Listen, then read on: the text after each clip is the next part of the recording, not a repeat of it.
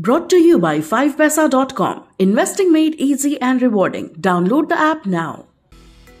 अमेरिकी डॉलर ने रुपए की कमर तोड़ कर रख दी है। डॉलर के सामने भारतीय रुपया अब तक के लिए सबसे निचले स्तर पर पहुंच गया है। हफ्ते के पहले कारोबारी दिन डॉलर के मुकाबले रुपए की जोरदार पिटाई हुई। $1 का भाव 77 रुपए 45 पैसे हो गया। सोमवार को डॉलर के मुकाबले रुपया करीब 0.70% टूटा है। पिछले 5 ट्रेडिंग सेशन में डॉलर के मुकाबले रुपया 2% से ज्यादा टूटा है। रुपये के अंदर एक गिरावट देखने को मिली है। अगर हम देखें तो यहाँ पर कुछ कारण रहे, जैसे कि इक्विटी मार्केट में गिरावट देखने को मिली। साथ में हमने देखा क्रूड के भावों में तेजी आने की वजह से इन्फ्लेशन बढ़ता हुआ दिखाई दिया, और हमने देखा कि पाम ऑयल की इंपोर्ट को लेके भी हमने यहाँ पर कई अटकलें आती हुई देखी, जिसकी वजह से रुपया के अंदर एक गिरावट का ट्रेंड आता हुआ देखने को मिला। हमें लगता है कि अभी आने वाले दिनों में रुपये में कुछ और गिरावट देखने को मिल सकती है और रुपया का भाव ऊपर में 78 से लेकर 79 तक के लेवल को छू सकता है।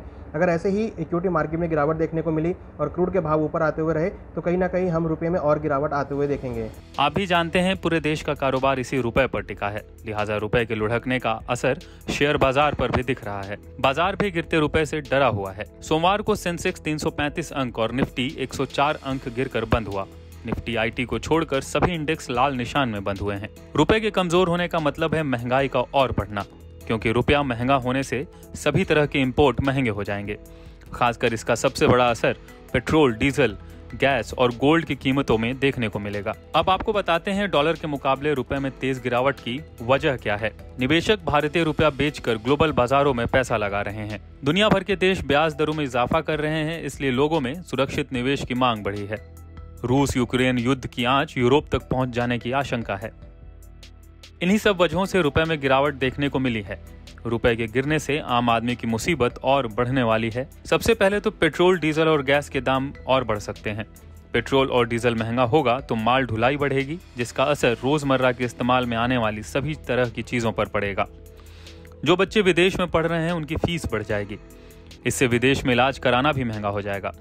जो लोग इस गर्मी की छुट्टियों में विदेश घूमने का प्लान बना रहे हैं उनके ट्रिप का खर्चा बढ़ जाएगा। आप अगर घर में इंपोर्टेड सामान यूज करते हैं तो उनके दाम भी बढ़ जाएंगे। यानी कुल मिलाकर गिरता रुपया आम आदमी के लिए बड़ी आफत लेकर आ रहा है। ऐसा नहीं कि गिरते रुपए से सिर्फ नुकसान ही होगा, इसके कुछ फायदे भी होते हैं। एक्सपोर्ट्स की कमाई बढ़ जाएगी, इससे किसानों को फायदा होगा।